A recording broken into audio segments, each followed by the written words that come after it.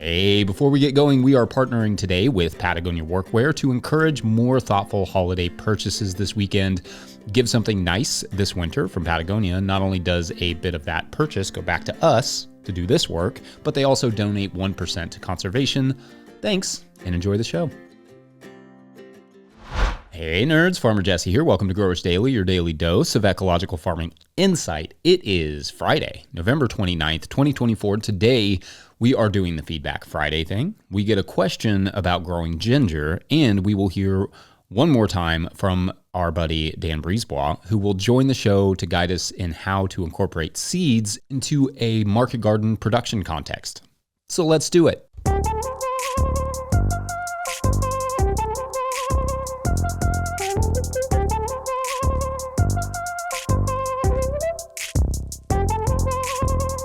Gosh, all right. Well, happy first day of Turkey Sandwich Weekend, everyone. I will be eating almost exclusively turkey sandwiches for the next few days, and it will be glorious. I will add cranberry sauce. I will probably also throw some crispy chili oil in the mix as well because, little known fact, I know how to put my hair down from time to time. Yesterday, I cooked for most of the day, ate and watched soccer, and played with a baby. I hope you all had an equally restful and awesome day, unless you're not in the U.S. and you probably just had a Thursday, which is cool too. Anyway, it is now Friday, and today we will do the Feedback Friday thing where I look at some of the topics and conversations that sprang up from our shows this week. This week was Seed Week. We discussed how to make money growing seeds and what seeds that we save on our farm on Monday. We talked about nonprofits and which seeds you can save based on your region on Tuesday. Then on Wednesday, we discussed farm loneliness and seed breeding. Then we took Thursday off to get ready for Turkey Sandwich Weekend. And then here we are today on Friday for feedback. On Monday, I mentioned that my field peas were flopping into the pathways and going to die there like a bunch of dweebs. And Miroir Dosange, sure if I said that right, asked a good question of, quote, how about a combo of rye and peas as a cover crop? Gives the peas something to grow on, end quote. Yeah, great question. The goal with the peas for us is to winter kill, and rye won't winter kill here, so that's why I don't include that one. A lot of folks use oats with their peas, but especially with our warmer winters, I've found they just don't reliably winter kill for us here. So I would have to plant the oats even earlier to get them to a killable stage. And even then, it's a bit of a risk. I could maybe try something like sunflowers, which are surprisingly hardy in the fall here, but it's not the worst idea to think about what I could start adding to our peas that will reliably die in the winter and also hold them up. There were also a lot of comments about hybrids and seed patents, which deserve more analysis than just a one-off comment from me. So we'll save that discussion for its own segment another time. On the conversation of nonprofit farms, which we discussed on Tuesday, at Todd Berger 4648 writes, quote, my wife and I are blessed to be able to run an organic farm in northern Michigan. Our farm is not nonprofit. Every year we donate between 12,000 and 15,000 pounds of fresh veggies to our local food pantries free of charge. Of course, the food pantries and their underserved patrons love the free, top-quality organic produce. On the other hand, I have heard some grumblings about the food pantries not having the need to purchase leftover and surplus food from local market farmers. I can understand the benefit for local market farmers of having some means to recoup their costs of leftover and surplus produce. And they write, oh well, I think it is very rare to be able to create a venture that is an absolute win for everybody. So, like most things, nonprofits and giving away food for free has probably both good and not so good aspects, depending upon who you are in that picture. End quote. Yeah, I mean, not a lot to add to that, and I think it's a good point. Also, farmers should know that you can write off donations to food banks. I know that's not the same as cash, but if a food bank or something similar stops supporting you financially for whatever reason, hopefully the tax break helps, and also obviously contributing to your community is a nice thing to do. So hopefully those continue to inspire you to do those things. Food insecurity is in every community in our country, and although it is not fair to ask farmers who already do not make significant money to donate some of what they grow, there is arguably no greater demonstration of true wealth than feeding someone else. Take pride in that, and when it makes sense, give. Wednesday, I talked about farmer loneliness, and I really think there are some great comments in there. This one from @RedSuperSigma2899 stood out. They wrote, quote, "Stay strong and positive, my friend. Very few things are within our control, so focus on those. I've followed you long enough to see you're battling with things. For what it's worth, you have changed my life and give me great hope. Stay blessed." End quote. That's very sweet, and I'm glad our work has been helpful. But yeah, I've had a lot of battles. Depression in particular, that's one I've suffered heavily from on and off over the years. Intense anxiety, as I've mentioned, is ever present for me, especially in crowds. It's kind of a fun list, you know? And I like sharing some of those things with you because I know for some of you, comparison isn't just the thief of joy. It's the driver of depression. It's the fuel for your anxiety. I found it can be helpful to know you're not alone in these things, so I hope that is helpful to you. Okay, so I also thought I would use this Feedback Friday to tidy up my comments on Mars from last Feedback Friday because they weren't clear to everyone. I will link the episode in the show notes for if you want to go back and listen to it, but I made the case in that episode that we need to stop focusing on and spending so much money on and energy on and resources on travel to Mars and instead direct our attention towards the incredible place that we have all around us that is slowly dying, that is Earth. Now, the clarification comes from the fact that a handful of you thought I was suggesting that the goal with the Mars missions was to entirely abandon Earth for Mars, and you thought that because that was literally the word I used, abandon. Not gonna lie, although I was baffled by some of the responses at first, when I listened back, I realized indeed that was, in retrospect, a poor and imprecise choice of words. That's on me and my editor who doesn't exist. But by abandon, I meant it like to give up on or stop caring about. I wasn't suggesting these Mars missions were about completely abandoning Earth for Mars. To my knowledge, no one has suggested we abandon the Earth entirely. That would be completely bananas. But to be fair to you all, it is not the fault of the critic when something is misunderstood. It's on the criticized for being unclear. And listening back, I can hear how it sounds like that's what I think these companies are trying to do. Obviously, I don't, and I don't think anyone does. Frankly, that would be hilarious and deserved of critical comments. My point is only that the Earth is where our attention needs to be, like right now, or like 20, 30 years ago, but definitely right now. I get the idea of having humanity insurance by setting up colonies on other planets. I get the thrill of space exploration, but beyond being incredibly unrealistic, according to many scientists, saving and maximizing the Earth should take precedence.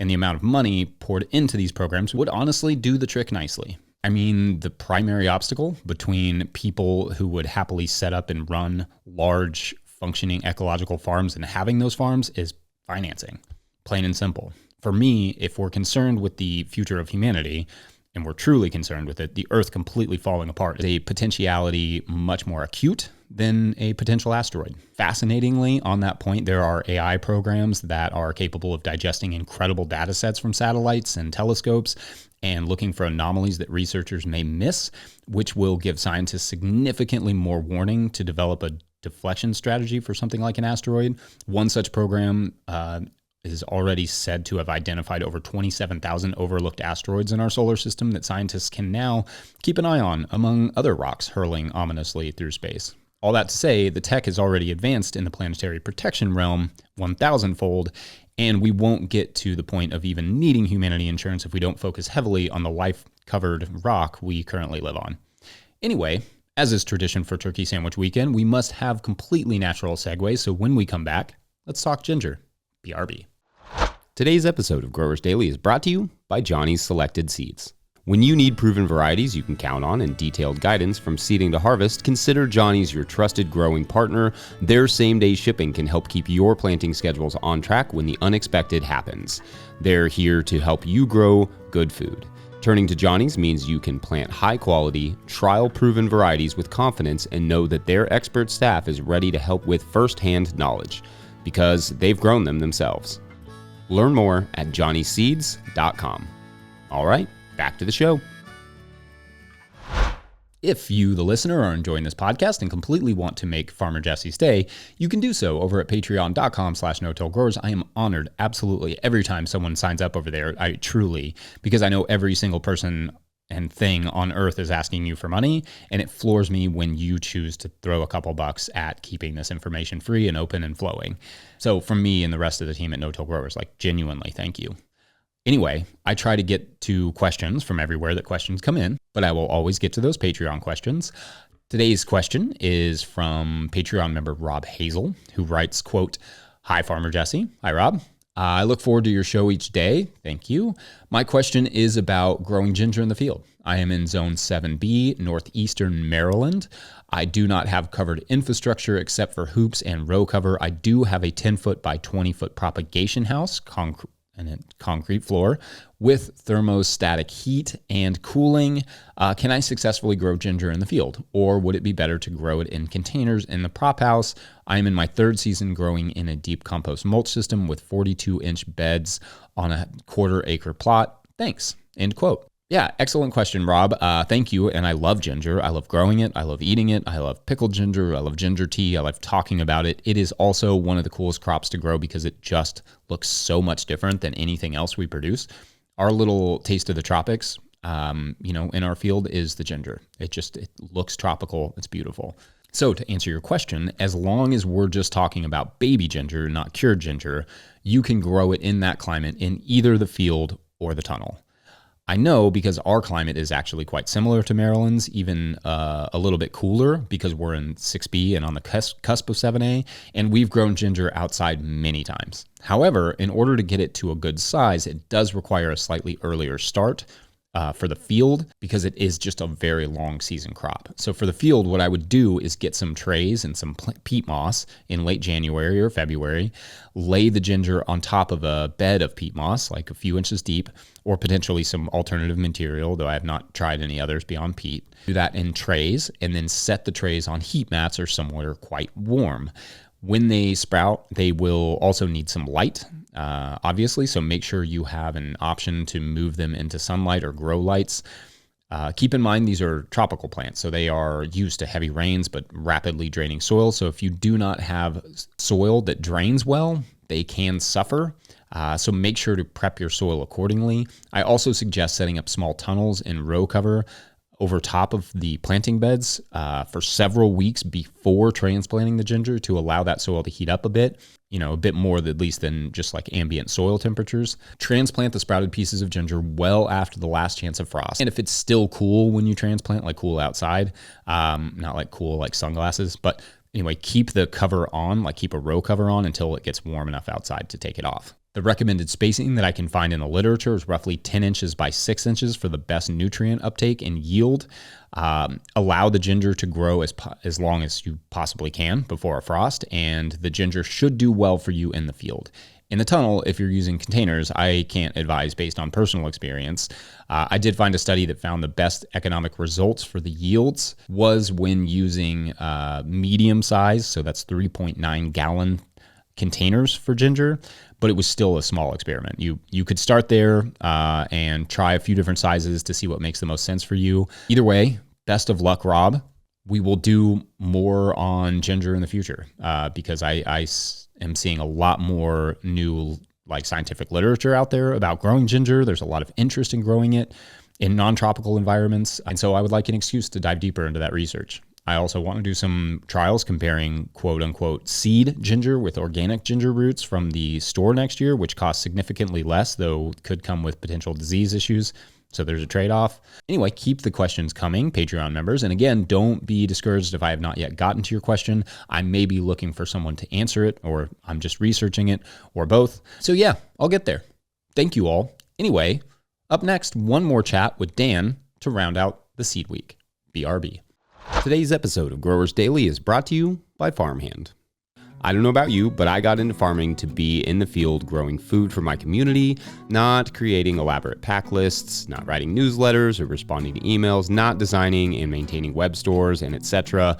And I especially don't enjoy doing those things after an already full and fulfilling day of growing food. Actually, if I spent less time on my phone and behind the computer, that would be great. If only there were a solution for that. Enter Farmhand. Farmhand is the only all-in-one virtual assistant built by and for farmers. With one single platform, Farmhand enables you to offload your administrative tasks, send and manage communications, and sell more to your customers. Farmhand saves growers an average of 6 hours of administrative load each week. That's 6 hours so you can get back into the field, spend more time with friends or family, or have a life outside of the farm, which is actually a thing, think about it. What would you do with an extra 6 hours a week? Sign up for a free trial with the link in the show notes, because now is the best time to dial in those systems for the next growing season. Follow the farmhand link in the show notes to learn more. All right, back to the show. Okay, so welcome back, Dan. Thanks again for joining me today and all week. This week has been celebrating the release of your new book, The Seed Farmer, available at no-tillgrowers.com, with a series of seed questions. And for today's seed question, I was thinking about how one of the things that I've loved about your work is that you like to fit seeds into a market garden context, and that's a big part of your book. So maybe what are some tips or considerations for people to consider who will already keep a garden or a market garden and want to pursue a seed crop? Well, what I think is the easiest part to start is start with the varieties you're already using. So that's the first thing. You don't have to go find new varieties. The next thing is to know the difference between open pollinated and hybrid seed. Hybrid seed is usually marked with an F1 in its name, and an open pollinated usually doesn't have anything written with it. But hybrid seed, if you keep the seed from that, it's going to look different than the parents. Whereas open pollinated should be true to type. So that's another part of it. And then afterwards, I guess it depends how tough you want your first seed crop to be. So the easiest stuff to grow are the things that are getting to fruit on your farm already. So stuff like tomatoes or peppers or eggplants, if you're already growing them, they're producing the part, especially tomatoes and peppers, like they're producing the part that when it's ripe, those little bits inside, that's the seeds, and it's just about like a pepper. You open up the pepper, you take those seeds out, you dry them, there you are. And so fruiting crops are really, I mean, with peppers, I should also warn that hot peppers and sweet peppers can cross-pollinate. And one of the things that I really make a point in the Seed Farmer book is don't worry about cross-pollination when you're getting into seeds, because in almost all cases, it's going to be edible and it's going to be fine. But if you're crossing hot and sweet peppers accidentally, you don't want your clients to wind up with a surprise hot pepper. So if you keep them even 50 or 100 feet apart, your sweets and your hots, they shouldn't cross. But that being aside, so fruiting crops are pretty easy to get to. I would avoid squash at first because it just cross-pollinates so easily. And that's one where so I said in most cases, it doesn't really matter if something crosses up, it'll still be edible, it'll still be tasty. With squash, if you have a zucchini and you have a pumpkin that cross together, sure, they'll be edible, but it's not going to be the best zucchini. It's not going to be the best squash. Mystery squash is not a fun thing. Well, maybe it's a really fun thing to have. Sure. It's a hard thing to sell. And so I would steer clear of the squashes at first. So fruiting crops are really good places to start. And then if you grow cut flowers, that's another great place to start, because you can't deadhead every last cut flower on your farm. You already have some, I bet, that are going to seed. So it's just about harvesting them. And again, here, if you have, two zinnias that are close side by side or close enough, they're probably going to cross-pollinate. It'll still be beautiful. If you have a red, I'm not 100% sure about the genes, but if you have, like, let's say a red zinnia and some other color zinnia, most of that red zinnia seed is probably going to give red zinnia plants. And then there'll be a few that are different.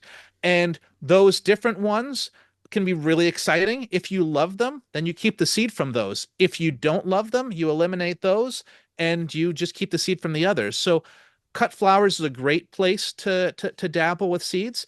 And then, so those are the easy ones. What I find really exciting on a market garden is to be able to get a market crop and a seed crop. So let's say you have arugula, you sow your arugula, and then you get a good first cut.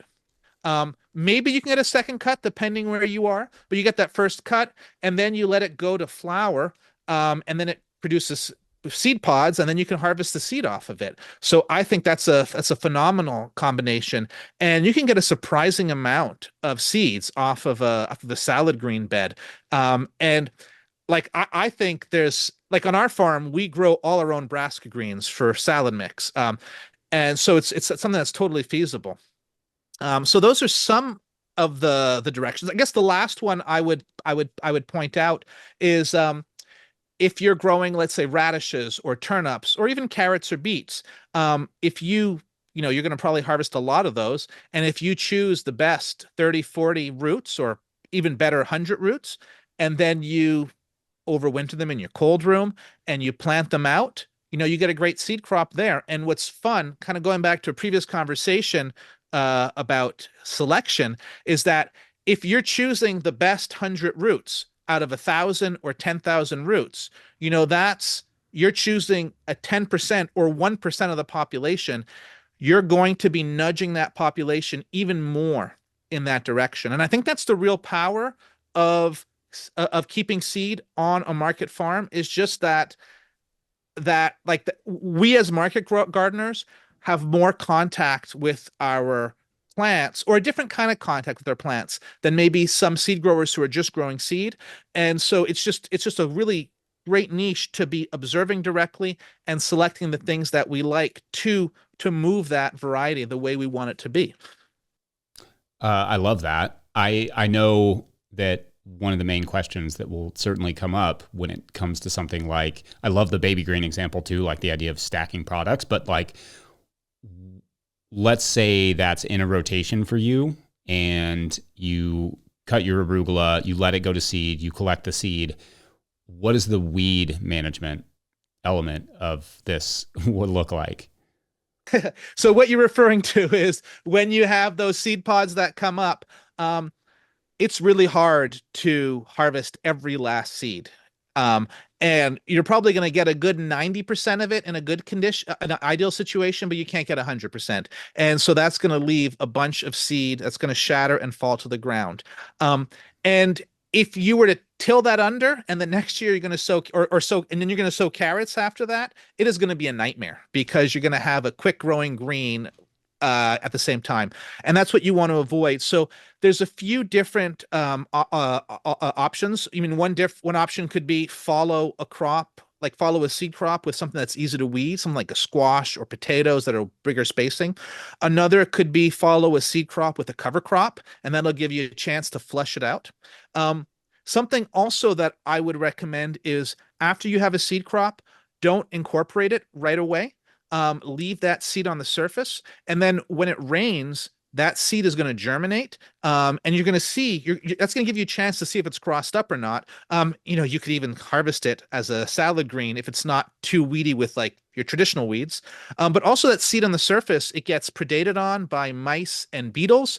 And so that reduces it. So leaving it on the surface is pretty good. Or if you're somebody who's kind of in a tarp situation, or you're kind of using compost as a no-till, you could have like if you're just putting a layer, well, so if let's say you're using tarps, you could just irrigate that bed and then tarp it, and that's going to just germinate all those seeds. And because they're really on the surface, it's going to be pretty easy to control them.